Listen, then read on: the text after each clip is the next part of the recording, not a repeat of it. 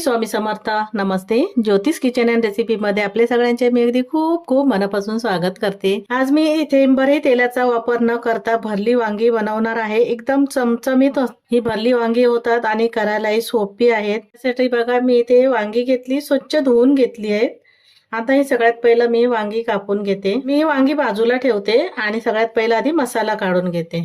मसाला बनवायसाठी बघा मी इथे लसूण घेतले आहेत. 10 ते 12 पाकळ्या लसूण आहे. थोडं लसूण जास्त घालायचं, चांगलं वाटतं पाहे. आणि इथे 2 चमचे भरून तीळ घेतले आहेत. 2 चमचे शेंगदाण्याचं कूट घेतलंय. 2 चमचे सुकं खोबरं घेतलंय, किसून घेतलं. थोडं कडीलिंबाची पानं घेतली आहेत आणि थोडीशी कोथिंबीर घेतली आहे. त्याचं आपल्याला सगळं पहिलं वाटण करायचंय. मसाला बनवण्यासाठी इथे मिक्सरचं भांडं घेतलंय.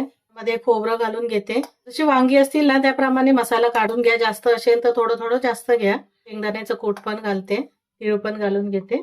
मी इथे तीळ घालून घेतले, कडीलिंबाची पानं घालून घेते, कोथिंबीर घातली थोडीशी. मस्त एक कोथिंबीरचा एक स्वाद येतो. आता त्यातच मसाले घालून घेते. मी थोडीशी हळद घालून घेतली. मिरची पावडर आताच घालायची, जेवढी आपल्याला तिखट पाहिजे तसं. मी 1 चमचा आणि थोडीशी घातली. धना पावडर घालून घेतली 1 चमचा. थोडस गरम मसाला घालते, 1/2 चमचा एवढा गरम मसाला घालून घेतलाय. ते गोडा मसाला घेतलाय मी 1 चमचा. गोडा मसाला किंवा कांदा लसूण मसाला घातला किंवा काळा मसाला असेल तर तो घालून घ्या. चवीप्रमाणे मीठ घालून घ्यायचंय. आताच वांगी असतील त्याप्रमाणे अंदाजाने.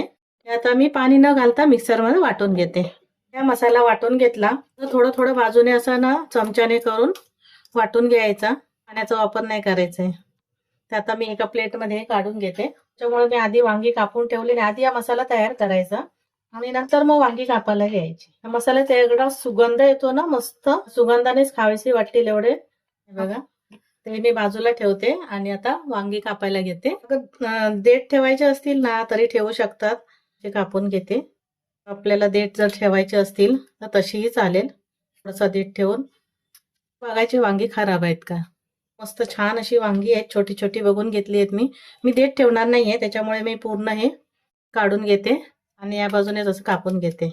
तीच मी वांगी कापून घेते आणि पाण्यामध्ये ठेवते. ते वांगी कापून पाण्यामध्ये ठेवलेली आणि आता असं पाणी काढून टाकते आणि काढून घेते. पूर्ण काढून टाकायचं कारण ते मसाला भरायचा आहे आपल्याला. आता मी मसाला भरायला घेते. तेलाचा 1 थेंब पण वापर करायचा नाहीये. वांगा घेतला आणि हा मसाला भरून घ्यायचा आहे आपल्याला. घट्टसर भरून घ्यायचा मसाला व्यवस्थित, मग खायला पण चांगले वाटतात. मसाला व्यवस्थित भरला गेला की मीठ वगैरे बघायचं. जर तुम्हाला मीठ कमी वाटलं, तिखट कमी वाटलं तर थोडंसं घालून मिक्स करून घ्यायचं. मसाला आहे त्याच्यामुळे कसा व्यवस्थित भरला जातो आणि घट्ट असा राहतो. बघा त्याचा कशाचाच तेलाचा वापर केलेला नाहीये. बाजूने व्यवस्थित असं भरून घ्यायचं मसाला. आता मी अशी सर्व वांगी मसाला भरून घेते. मी ते सर्व वांगी भरून घेतलेत.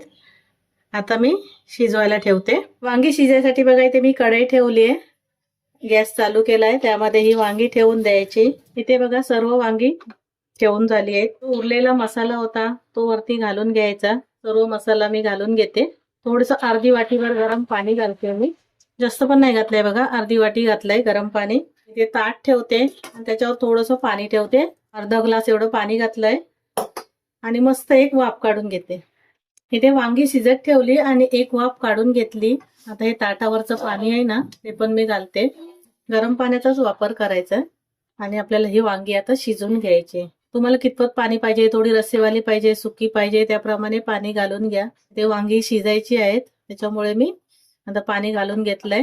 थोडीशी अशी परतून घेते आणि आता ही वांगी शिजून घेते.